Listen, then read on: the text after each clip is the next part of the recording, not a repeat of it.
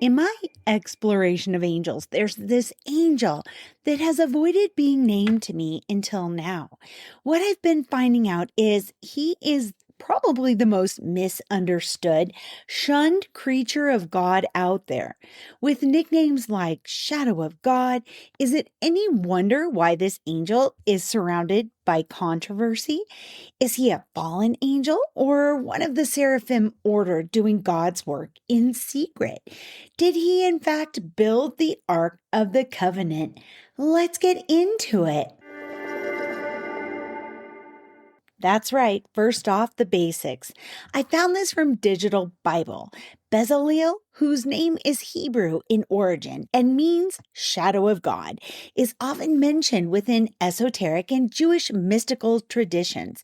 So if you've heard the phrase esoteric and mystical traditions and you kind of glazed over, you couldn't define it, I found this. It's another way of saying mystery tradition or the seeking of hidden or inner meaning, which kind of clarified it for me because I think I've said that before in the show and I have glazed over.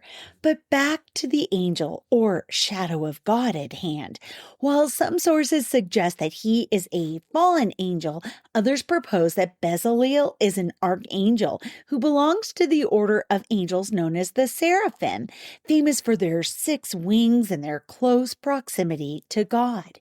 In the Grimoire, a dictionary of angels, writer Gustav Davidson includes Bezaliel as one of many non-canonical angels.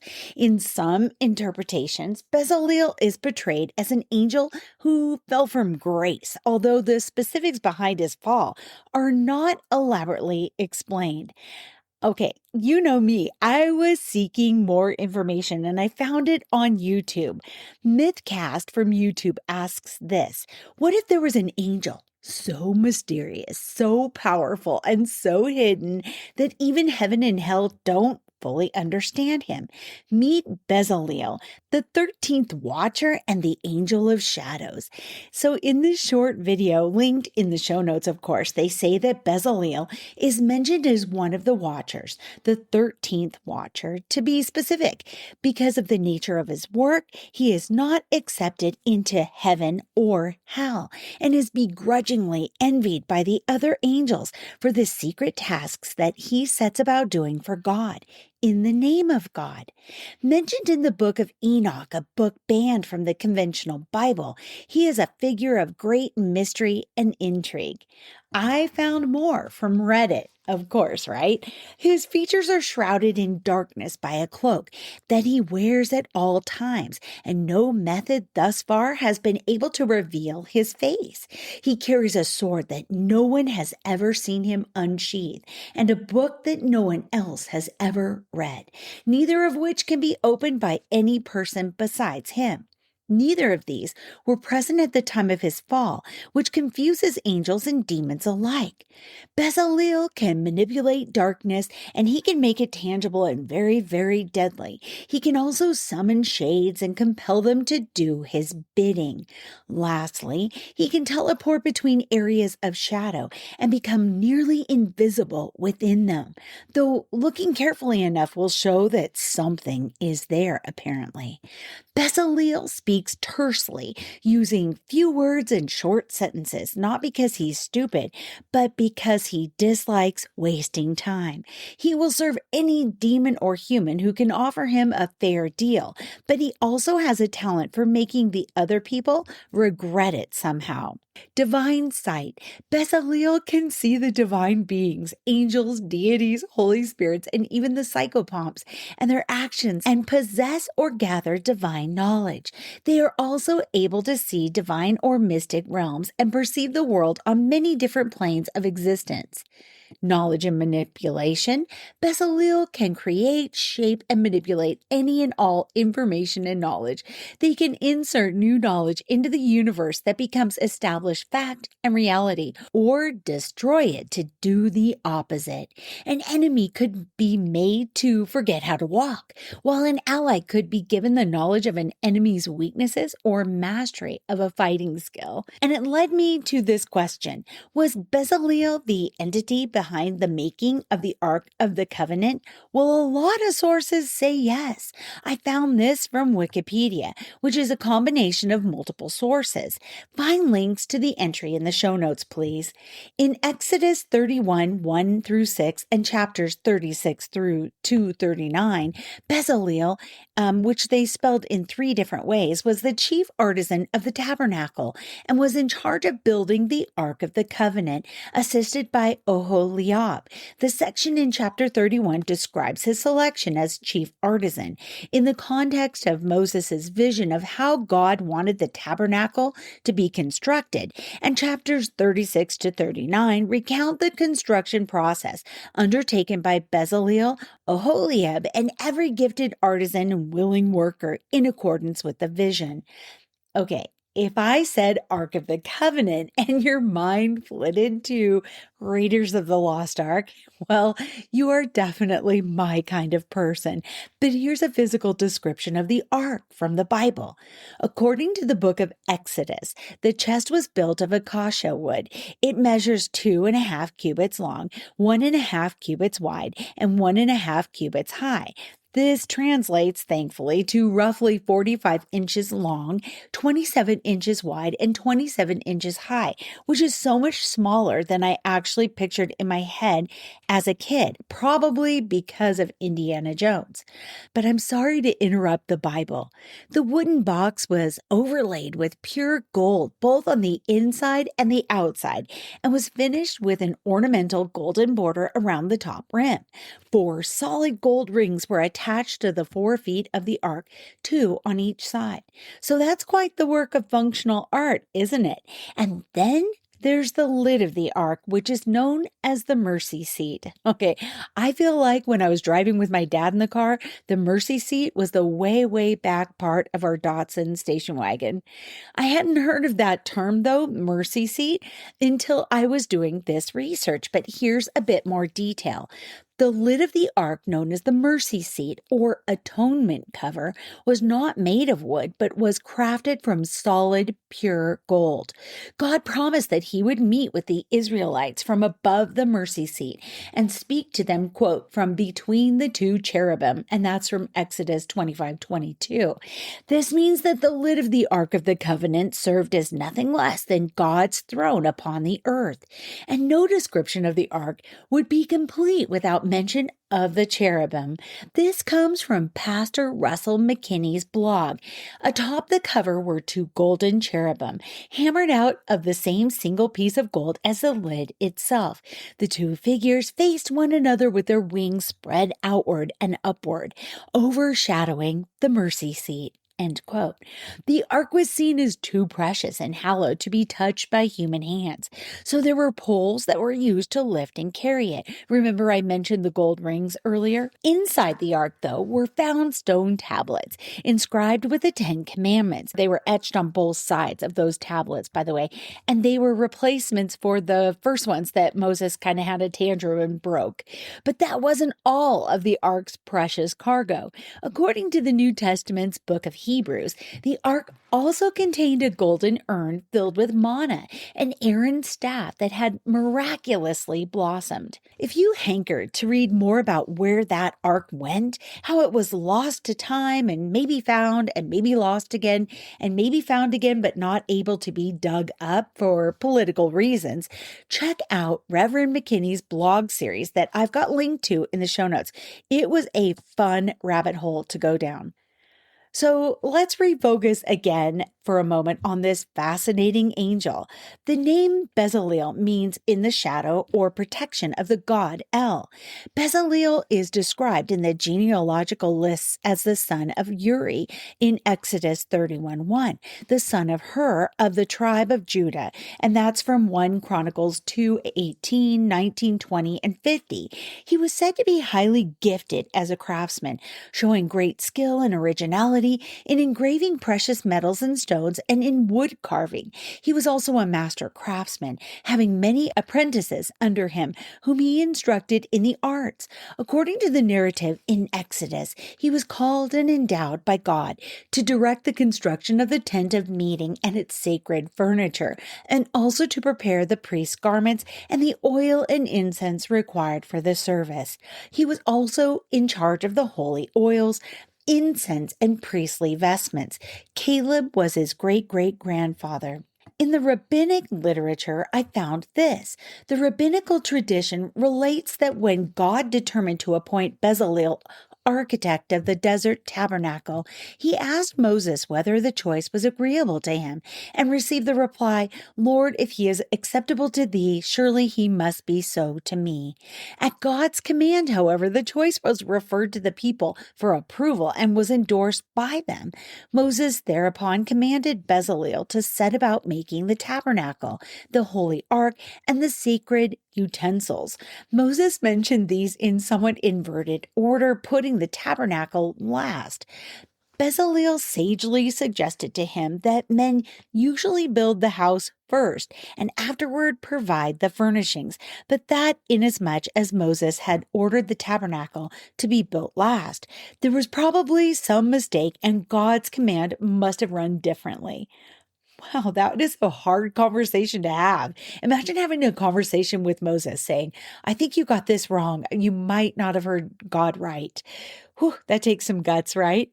Bezaliel possessed such great wisdom that he could combine those letters of the alphabet with which heaven and earth were created. This being the meaning of the statement from Exodus 31:3, "I have filled him with wisdom and knowledge," which were the implements by means of which God created the world, as stated in Proverbs 3:19 and 20. By virtue of his profound wisdom, Bezaliel succeeded in erecting a sanctuary which seemed a fitting abiding place for God, who is so exalted in time and space.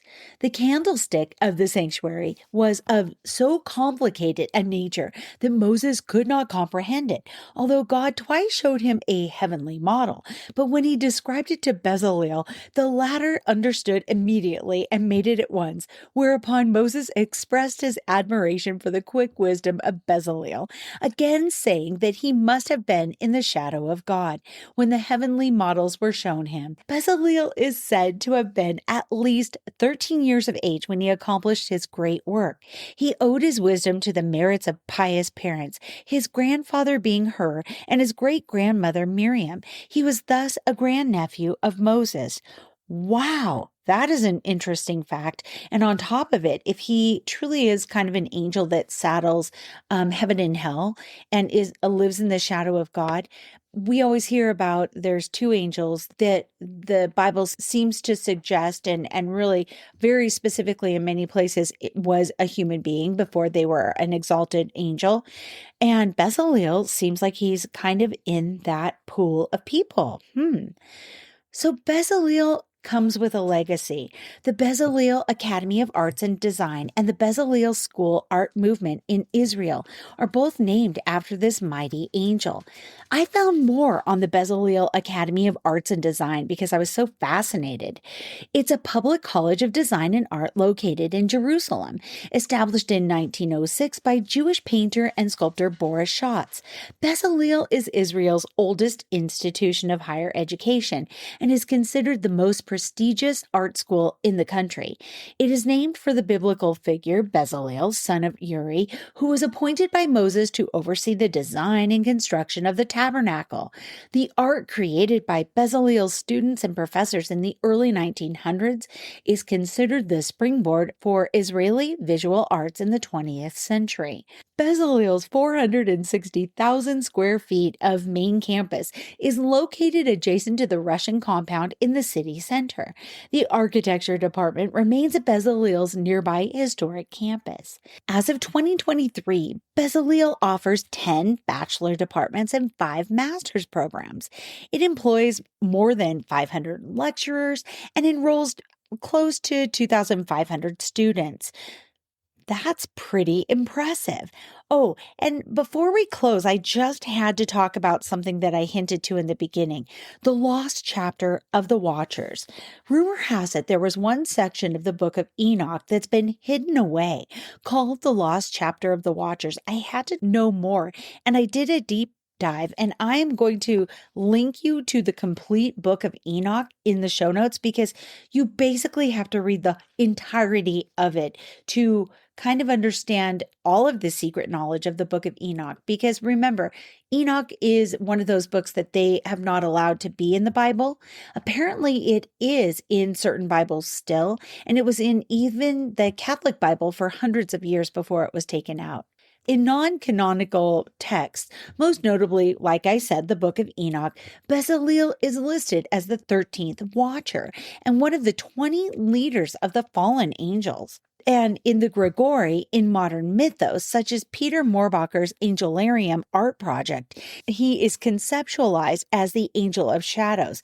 His name translates to shadow of God, and he personifies shadows, mystery, and unseen projections of inner self. Okay, his characteristics: he is described as a mysterious entity shrouded in permanent shadow, tasked by Samyaza to observe and relay information. It's also said that he never has a face. He never bears or shows his face. Like, he not only hides it in the cloak that he wears perpetually, but people wonder about the features of his face. I have also linked to those so that you can look at images that artists have depicted of Bezaliel.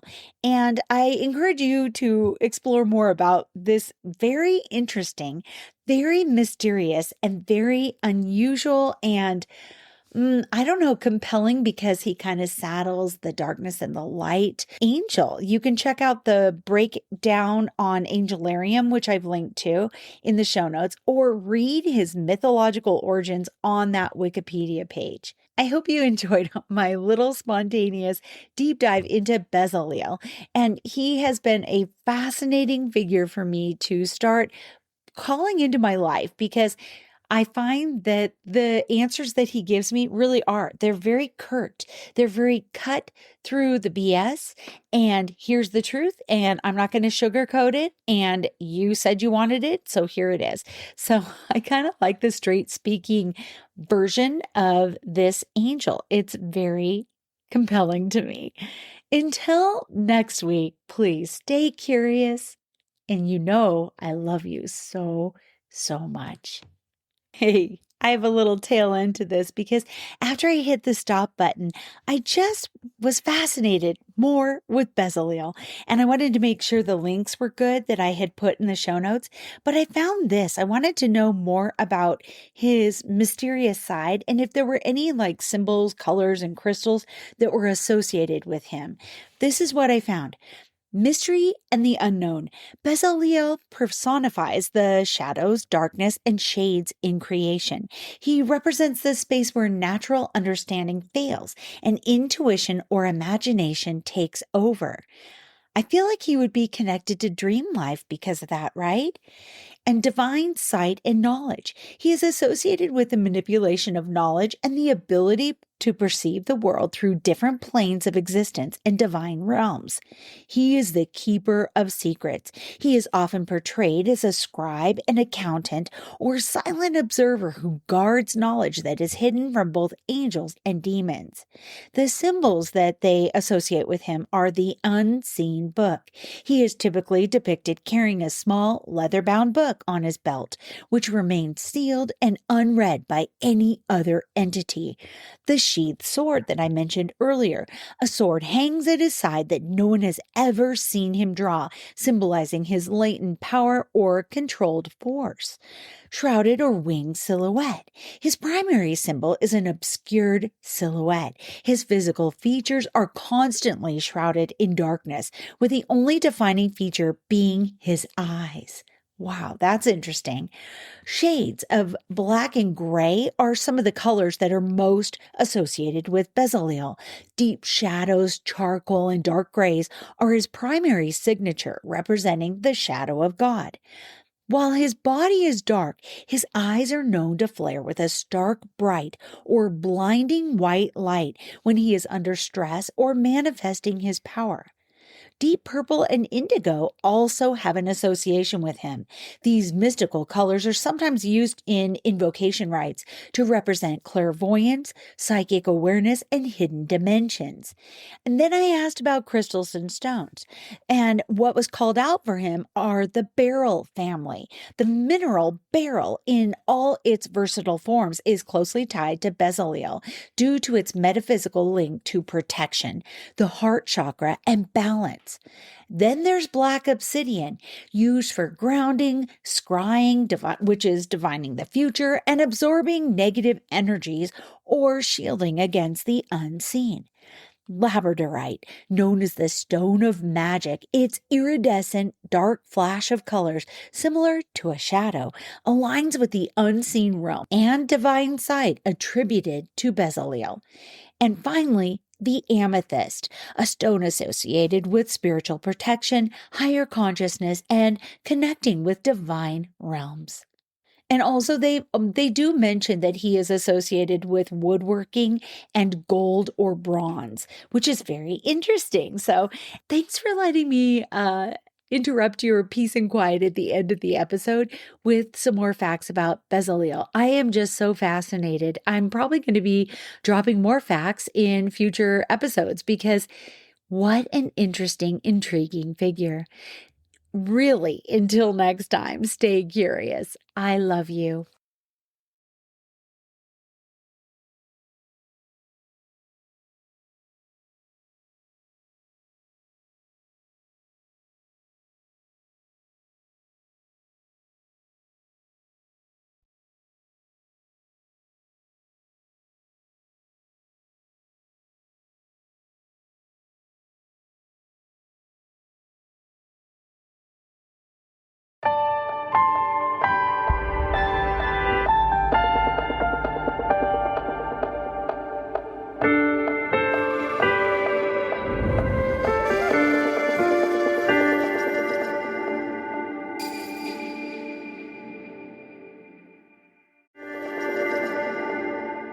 Hey, you. Yes, you. Are you looking for a new podcast that appeals to your scientific curiosity, but is also a little bit spooky?